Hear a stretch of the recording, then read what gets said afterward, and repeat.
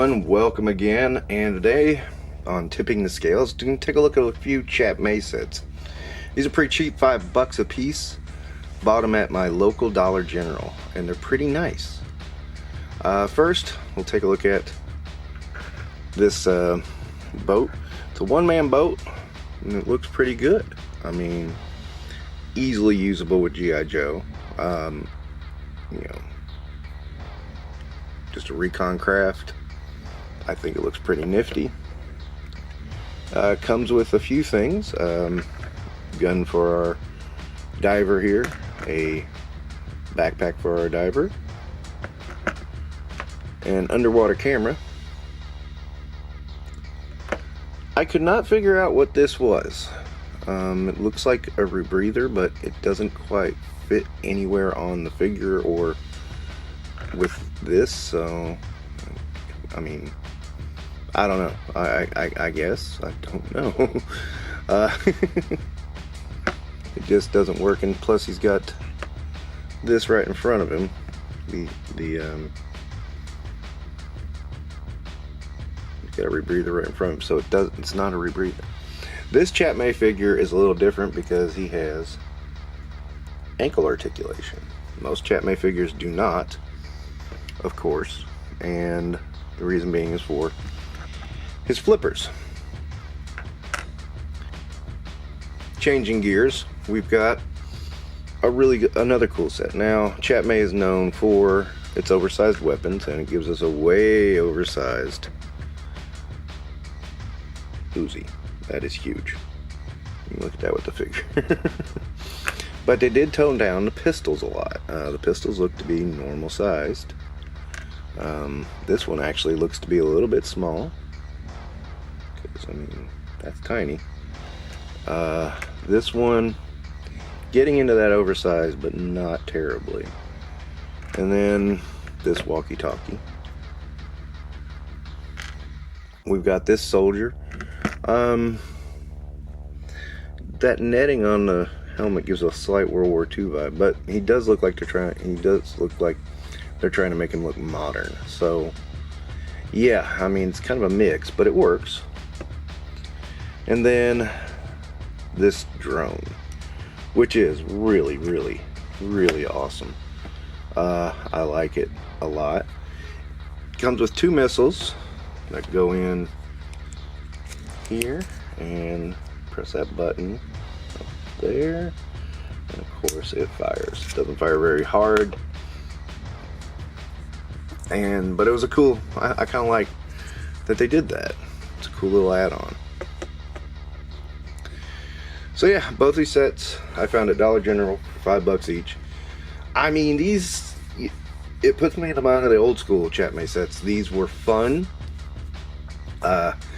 you know, inexpensive, and yeah, I remember some guys, you know, people now talk about the Joe Bros, now they never really jumped on anything. Oh yeah, they did. They used to jump onto this because it was so cheap, made in sweatshops. Yeah, they're made in the same factories as everything else, guys. You know, I mean, they're made cheap because, you know, look, this isn't a solid piece. You see how hollow it is. Same thing here. Yeah, I mean, you know, these are not solid pieces, but they look pretty cool. And you know, the figures, they really lack articulation. You know, all Chap Mei do. I mean, it's just 5 POA basically.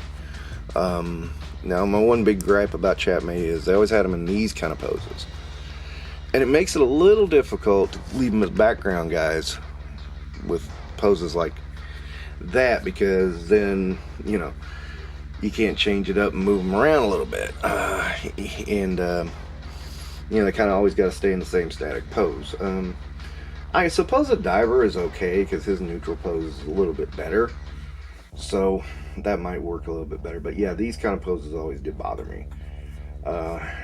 You know, I didn't, you know, he's got the drive in one hand and beer in the other hands, like adventure people too, so you know, that bugs me too. But still, one gripe about both of these sets, I mean, that's it. You know, I suppose I could gripe about the oversized gun, but that's Chap Mei, I mean, they do that. But yeah, and Chap Mei has managed to keep the prices relatively low. They don't generally go into the high ends like I don't know what company I might be thinking of. You know who I mean. And you know, raising the prices for no real damn reason. They tend to keep it low. They tend to keep this accessible to kids. These are intended for kids, but they do their job, and they're good augmentation for the 1/18 scale G.I. Joe armies or whatever. So I like them. I dig them. I buy them. The ones I like. There's another mech suit one. I didn't like it too much, so I just passed on it. Not the big mech that everybody talks about. This was more like a smaller mech suit that just fit around the figure. It didn't look too good. Yeah, it's more of an exoskeleton than anything. But yeah, I really dig these sets. And you know, if you want to add something to your Joes, if you're in the 1/18 scale, you got a safe bet with this. I mean, you know, argument could be made. The $5 for this is just about right. So, you know, just get a cool looking drone. Alright, that's going to wrap up this episode. Don't forget to do all the YouTube stuffs. Thank you for watching. Gonna take a look at the one, the only, if I can get his backpack to finally secure. I wanted to make a grand entrance with him, and yeah, figures he's not cooperating. Yeah, damn it. Anyway, too late, gotta go. Okay, Skydive. His backpack does not want to get into the back there. And then his air hose pops out. Whoops. Well, you know, when you get in a rush, these things will happen. Yeah, so, I have to admit, he's an okay figure, but I think he's a little busy. There's so much going on here with him. And, oh man, I'm not gonna... and that's why I avoided him. At the time, there was just so much stuff coming out. This was in the heyday of Pursuit of Cobra. There was... He's got a bomb for some reason. This was a... Marvel Universe was running. Yeah, I mean, it was just stuff coming out. I mean, honestly, it was a lot crazier than it is now, I think. And yeah, this was one I did pass up on because just trying to keep up. Just trying to keep up with where everything coming and going. And it was like, yeah, it was just crazy. And as far as I'm aware, this is the only member of Sky Patrol to ever, you know, get a remake. And instead of a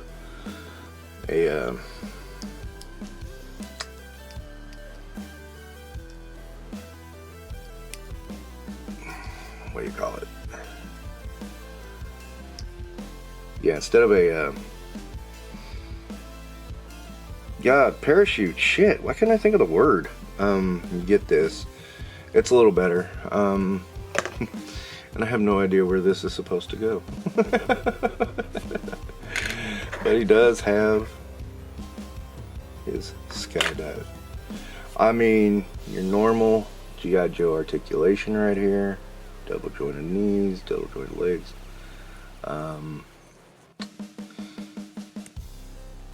Couldn't come out of the holster? Nah. Okay, but yeah, like I said, I always thought he was a little bit too busy, a little bit too much going on, and I passed on him because of that, and only slightly regretted it, but now I got him, and that's cool. You know, the anniversary lines, anniversary on Pursuit of Cobra, I think, was the best of it. I mean, my gosh, they were firing on all cylinders on Pursuit of Cobra line. Whereas, you know, in previous lines, it was like they were getting there, but Pursuit of Cobra was just phenomenal, and to me is the best iterations of G.I. Joe yet. Some people love the classics, and I do love the classics, but you're gonna ask me what's best, I'm gonna point to that and say that was the best. That's when they nailed it. They were on top of the world, and they've never gotten anywhere near, not even with classified, nothing has ever gotten near as good as those toys were. I mean, you had the definitive Storm Shadow that was different but great. You had the definitive Snake Eyes that was pretty much all the elements of a Snake Eyes you could want. You had, yeah, I mean, it's boom. It's just boom. Everything that came out in that era is the banger. This is easily the weakest of the bunch, and this is still a good figure. I mean, that's how good Pursuit of Cobra line was. And then they went to Retaliation and screwed the pooch. Just, it amazes me. You think, you think this is new for Hasbro? Nah, they've been doing this for decades, man. And yeah, so now when I see Hasbro screw up, I'm like going, yeah, sounds like it. It doesn't even bother me anymore. I'm not angry about it. It's just stupid. And people screaming, yelling like, you're making Hasbro worse. No, Hasbro's doing that to themselves. These kind of things prove it. Look at the indie line. Again, that could have been, it wasn't going to last forever, but it could have been a bang up line. Nah, we'll just half-ass it and move on. That to me personifies Hasbro today. And it's a shame, because Hasbro has a whole lot more potential. And they could be so much more, and, you know, get back in the business of making toys, because that's what they should do, is make toys. But no, we're gonna screw the pooch on every chance we get. Maybe G.I. Joe will save us, maybe it won't. Probably not. I think the downward spiral is a little too far. I'm not saying Hasbro's going out of business. I'm saying their business model is going to drastically change. It is changing right now. And I don't see the future of Hasbro, meaning I don't know where they're going. It's been a little weird, to say the least. It looks like they're passing off all risk to someone else and then reaping the rewards. Business models like that tend to fall apart after a while. So we'll see if that happens, but it looks like that's the direction they're going in. I don't know. But at the same time, I don't think we'll ever see something like this ever again. Nothing that innovative and cool and different and fun. No, we won't. But it's okay, we still have the old stuff. So it's not entirely hopeless. And some people are going to rediscover this stuff soon, so, you know, good on them. Anyway, Pursuit of Cobra, Skydive, with his personalized, that's what I love, personalized stands. Why don't they do something like that? No. Okay, well, got through that one.